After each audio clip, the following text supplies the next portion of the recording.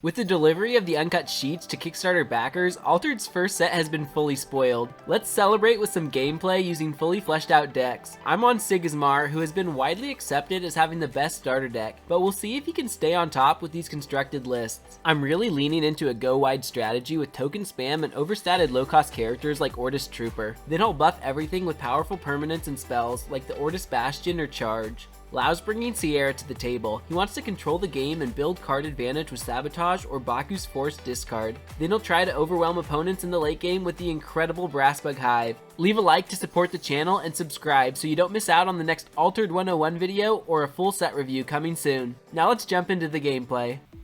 Alright, let's see what we can get in this opening hand.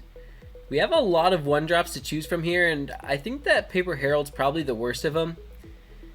I feel like Charge is a pretty late game card, but it is one of the best cards in our deck, the way we've built it with so many tokens, so I might want to hold on to that. I feel like Ozma is also pretty good payoff for having so many bodies on the board, but I mean at that point, if we're trying to draw into good cards, maybe we should just keep one of the good cards like Charge instead. I think this is pretty good. I feel like the Ordis Trooper is one of our best value units, and so I definitely wanted to hold on to that even if we won't use it right away. And we'll probably just lead out with this Gatekeeper on the first day, but now that our opponents made this play, there is a way we can get an expedition lead, and I think that we should go for it. I feel like, yeah, it's definitely a trade-off here of trying to save our resources or trying to just like get the expedition lead, but at this point, I mean, most of the time when you play Charge in the late game, it's just to get like a slight 1 or 2 expedition lead, and so if we can do the same thing on the first day, I guess why not, right? Now I'm going to be drawing 2 more cards. Let's see. Now we actually have one of our permanents. This deck kind of has like 2 goals. You just want to go as wide as possible to buff your characters and just set up like powerful permanents too, so that in the late game you can have more advantage over your opponent. I'll hold on to both of these 3-drops here so I have options. Depending on what the Sierra player does, we can decide if we just want to like drop our landmark and build some value, or if we want to try and push the expeditions and get more of an advantage. I'm gonna have to lose a card here, which is rough. Playing so low to the ground with like such cheap cards, we really lose card advantage quickly, and so yeah, with an additional discard, it's gonna put us behind.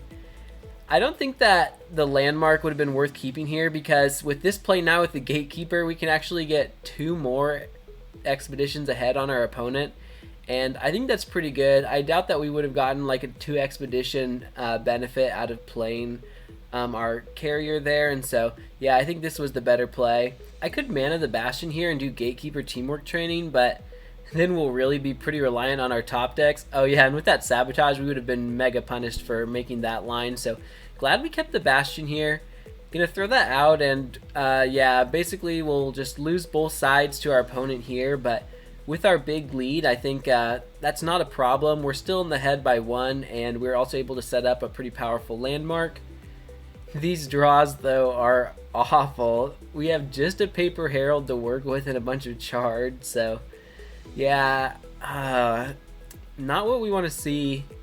I'm trying to think, if our opponent plays the Hive here, they could put a bug on each side or 2 bugs on one side.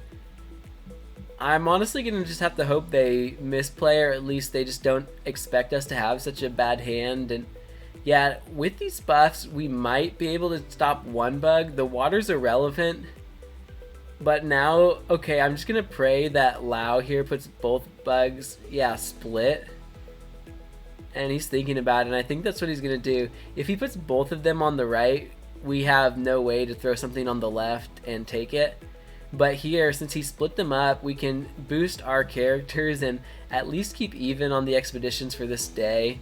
So yeah, that worked out pretty good for us. Yeah, if he knew, he definitely would have wanted to put them both on the left there, but I don't think he'd expect me to have double Charge there.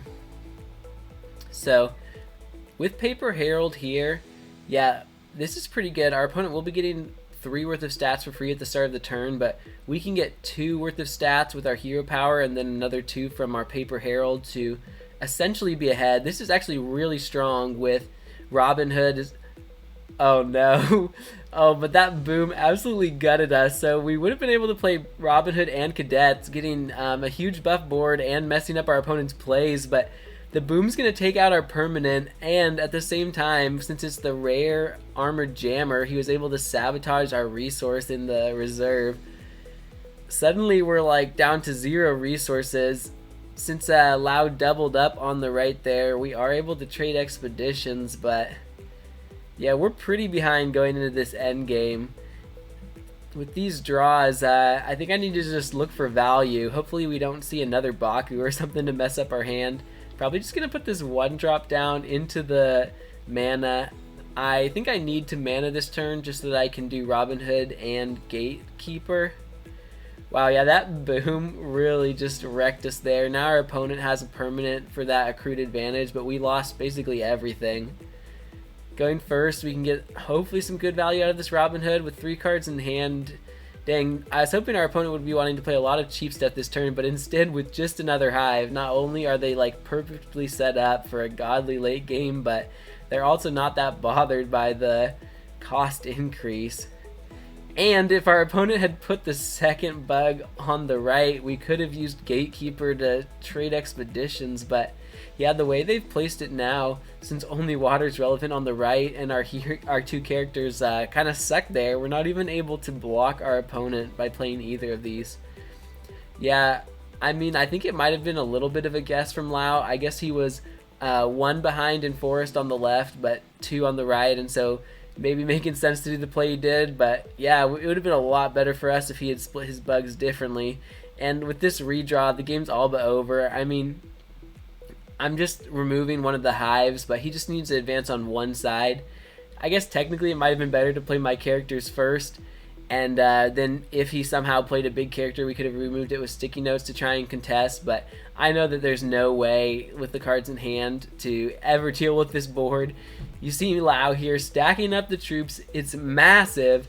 Nothing we can do. He's going to be double advancing, and despite our early lead and our aggressive play style, in the end, this extra advantage from Lau, both with cards and permanents, gonna take us down. It felt great to get such a big lead in the start of that game, but I think I went a little too all in for the early game in my deck list. In other trading card games, if you get ahead early, you can win before your opponent is even established, but with a minimum of 7 expedition movements needed to win in Altered, you'll always see some amount of late game. It's also a lot harder to take advantage of a strong start since your board is wiped away between rounds. I still like the idea of my deck, but I'll try to tweak it a little bit to stay more powerful in the late game. If you have any suggestions, let me know in the comments. I was really impressed by Lau's Sierra deck today and thought the Boom Armored Jammer combo was especially effective. I can't wait to continue to discover more of the powerful possibilities that are available with the full set. If you're still here, make sure to like the video and subscribe to never miss out on exciting Altered content.